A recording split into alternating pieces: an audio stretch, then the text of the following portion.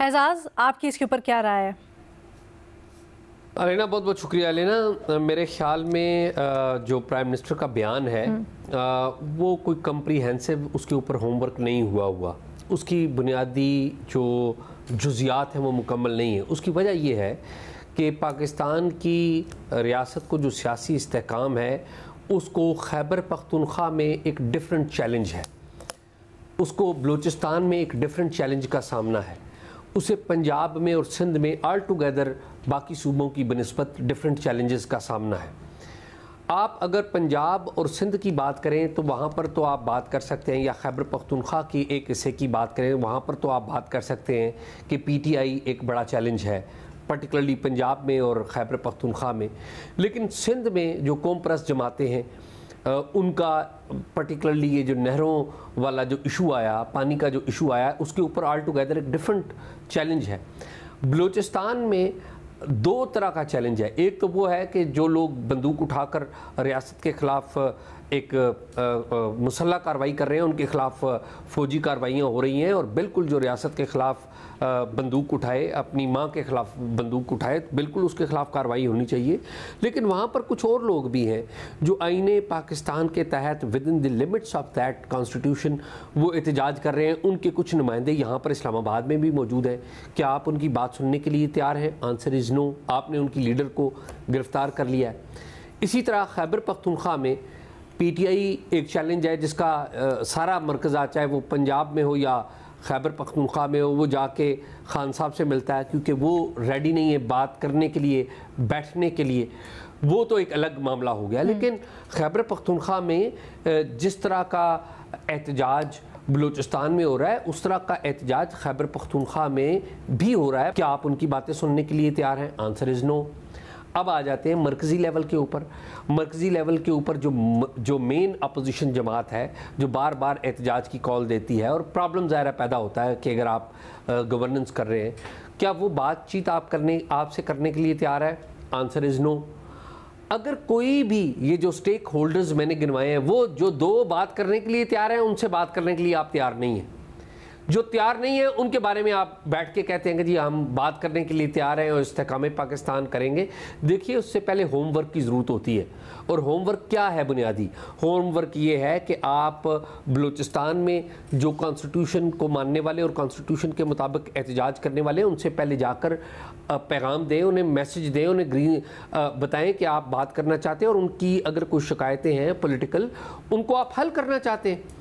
इसी तरह खैबर पख्तूनख्वा में अब रह गया पाकिस्तान तहरीक इंसाफ का मामला या इमरान खान साहब का मामला। अभी हमारे बड़े हैं मज़हर साहब, उन्होंने कहा कि जी जो अगर मिसाक जमहूरियत चलती तो ये हाइब्रिड रजीम ना आती। मैं बड़े अदब से इख्तलाफ करूँगा उनसे। देखिए, मिसाक जमहूरियत चली तो इसी वजह से 2014 में जब इमरान खान साहब उस वक्त की इस्टेब्लिशमेंट की आशीर्वाद से जो हुकूमत गिराने यहाँ पर आए थे तो वो हुकूमत बच गई। तमाम जमातें जिन्होंने मिसाक जमहूरियत को रेटिफाई किया था 2006 में, वो तमाम जमातें पार्लियामेंट में खड़ी हो गई एक बंदे के साथ और एक हुकूमत के साथ। वो उस वक्त की मुस्लिम लीग नून हुकूमत थी। आल्दो के उसको रेटिफाई तो खान साहब ने भी किया था, लेकिन खान साहब उस वक्त इस्टेब्लिशमेंट की आशीर्वाद से हुकूमत गिराने आए थे। हाँ, जो मिसाक जमहूरियत है उस पर मुकम्मल या कुल्ली तौर पर अमल दरामद नहीं हुआ। हाइब्रिड रजीम पैदा करने की अगर आप जिम्मेदारी आयद करते हैं तो मेरा ये ख्याल है कि वो सबसे पहले खान साहब के ऊपर आयद होती है, पाकिस्तान तहरीक इंसाफ के ऊपर आयद होती है। और जब खान साहब 2018 में इक़्तिदार में आए थे, वो उसी हाइब्रिड सिस्टम का नतीजा था। 2018 के इंतखाबात भी हमने देखे जो कि जिनकी वैलिडिटी नहीं थी, और 2024 के इंतखाबात भी देखे जिन पर बड़े सवालिया निशान हैं। इसलिए मैं ऑनेस्टली, लेकिन मैं आखिरी इसलिए मैं ऑनेस्टली समझता हूँ कि ये जो बात करना है ना कि इस्तेकाम पाकिस्तान के लिए, ये इस्तेकाम पाकिस्तान के लिए स्पीकर साहब या कौमी असम्बली के प्लेटफॉर्म से अगर कोई इनविटेशन देते हैं तो उसकी अहमियत नहीं हो। स्पीकर साहब की जो है अहमियत है, अक्रॉस दी पार्टी लाइन लोग उनको रिस्पेक्ट करते हैं, लेकिन वो पार्लियामेंट तक महदूद नहीं रहना होगा।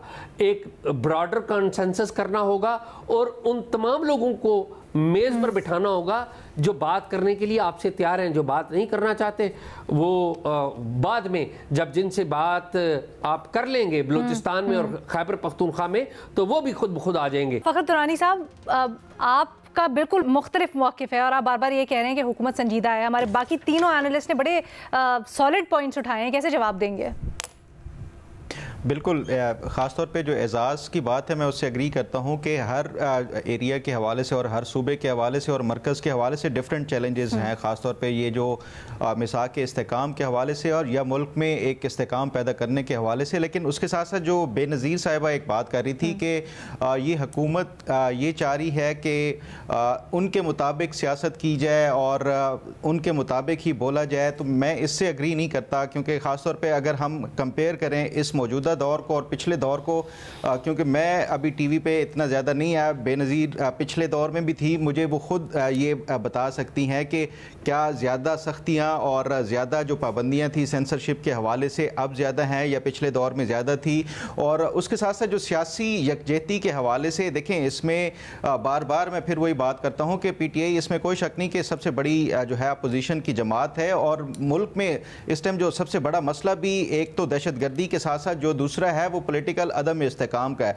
और पॉलिटिकल इस्तेकाम लाने के लिए PTI का सबसे ज़्यादा मैं समझता हूँ कि ये मुज़ाकरात हों या कोई भी इस तरह की जो मिसाक के हवाले से वो सबसे ज़्यादा ज़रूरी है। और अगर वही तैयार नहीं है या वही संजीदा नहीं होगी तो तब तक जो है वो कोई भी आप एफर्ट्स कर लें, सूबाई सतह के हवाले से हो या मरकज़ की सतह पे हो। के ऊपर तो सवाल है ना, आप कह रहे हैं कोई भी आप एफर्ट्स कर लें, वो एफर्ट करने के ऊपर ही सवाल है कि अभी तक किसी को लग ही नहीं रहा कि वो एफर्ट करने के लिए आपकी इंटेंशन संजीदा है। बिल्कुल अलीना, सिर्फ बयान के लिए ही स्टेप्स और इनिशिएटिव लिए गए हैं और पॉलिटिकल इस्तेकाम के लिए देखें बातचीत करना सबसे पहले इनिशिएट करना ही सबसे अहम होता है। और उसके बाद तो चीज़ें जब आपस में डिस्कशन होती है, मुख्तलिफ पॉइंट्स भी और मुख्तलिफ जो है वो चीज़ें इसके साथ साथ वो डिस्कस होती जाती हैं। सिविल सोसाइटी है, दीगर सूबों के हवाले से नेशनलिस्ट पार्टीज हों, ये सारी चीज़ें ये बाद में होती हैं। लेकिन पहले मेन चीज़ है इनिशिएट करना और इनिशिएट करने के लिए रजामंद होना सबसे बड़ी बात है। और अगर रजामंद ही ना हो दूसरा फरीक तो फिर उसके मेरा नहीं ख्याल कि ये कोई हुकूमत संजीदा हो या ना हो, ये कोई मानी रखता है। अच्छा, वैसे महज साहब इसका पहले जवाब दे चुके हैं, वो एक चीज़ क्लैरिफाई करना चाह रहे थे मेरे ख्याल में। महज साहब आप देखिए, एजाज़ जो मीसाक़ जमहूरियत की बात कर रहे थे, मीसाक़ जमहूरियत 2006 में हुआ और 2007 में नवाज़ शरीफ, इमरान ख़ान और काजी हुसैन अहमद का इत्तेहाद बन गया और बेनज़ीर भुट्टो जो है वो जनरल मुशर्रफ से नेगोशिएशंस में चली गई। तो जो मीसाक़ जमहूरियत का मेन पॉइंट्स थे वो वहीं ख़त्म हो गए। उसके बाद बेनज़ीर भुट्टो की शहादत के बाद PMLN और पीपल्स पार्टी ने गवर्नमेंट बनाई और वो गवर्नमेंट बहुत जल्दी टूट गई क्योंकि उसकी वजह ये PMLN निकल आई। गवर्नमेंट टूटने का मतलब ये कि PMLN उससे निकल आई क्योंकि जो मुआहदा हुआ था, मुआहदा बूरबन, उससे वो गए, फिर गवर्नर राज लगा दिया गया। ये वो चीज़ें थी जो मीसाक़ जमहूरियत को निगेट कर रही थी। अगर आप मीसाक़ जमहूरियत, तो सिर्फ ये नहीं है, ये बात ठीक है। अच्छा मैं साहब एक सेकंड, सॉरी, हम थोड़ा सा आगे चले गए। मुझे ज़रा ये समझाएं, क्योंकि आपने तो वो सब कुछ होते हुए देखा, माहौल कैसे बना, मीसाक़ मईशत हो या मीसाक़ जमहूरियत हो, क्या इसी तरह से पेशकश की गई किसी की तरफ से या कोई बैकडोर राब्ते हो रहे थे? आज जो हम ये कह रहे हैं कि वज़ीर-ए-आज़म ने ऐलान कर दिया लेकिन वो गैर संजीदा है, तो उस वक्त क्या संजीदगी हुई? जो उस वक्त क्या हुआ तौर पर चीजें, देखिए उस वक्त ये हुआ था कि 2002 के इलेक्शन में बेनज़ीर भुट्टो और नवाज शरीफ दोनों को आउट कर दिया गया था इलेक्शन प्रोसेस से। ठीक है, बिल्कुल। और दोनों ही बाहर थे, इसलिए उनके अंदर ये रियलाइजेशन आई कि हम साल से एक दूसरे के खिलाफ इस्तेमाल होते रहे।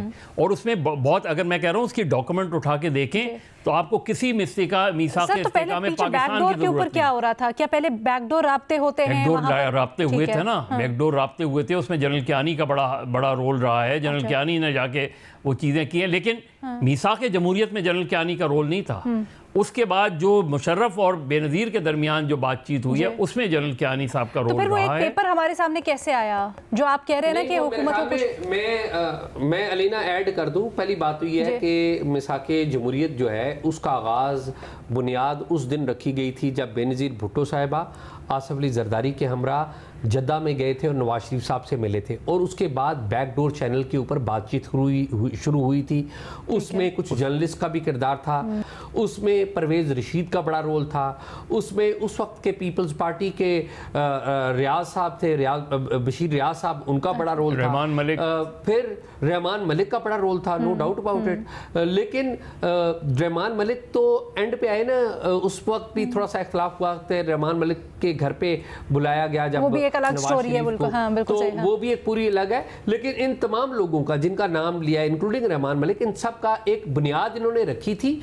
और इसमें जो सबसे बड़ा हासिल था, वो बड़ा हासिल पता है क्या था, जो आज तक कायम है, कि दोनों बड़ी जमातों की क़यादत जो एक दूसरे से बात करना नहीं चाहती थी, वो दोनों एक दूसरे से टॉकिंग टर्म पे आ गए। और वो जो सिलसिला शुरू हुआ था 2006 में, बल्कि 2002 में, वो आज तक कायम है। उसकी देखें एजाज, उसका सबसे बड़ा जो पॉइंट था वो दो थे, एक एग्जीक्यूटिव और जुडिशरी को अलग अलग रखा जाएगा। दूसरा ये था कि किसी भी लेवल पे अगर कभी भी मिलिट्री लीडरशिप से बातचीत करनी हुई तो कंसर्न से होगी, वरना कोशिश ये की जाएगी कि वो पॉलिटिक्स से आउट रहें।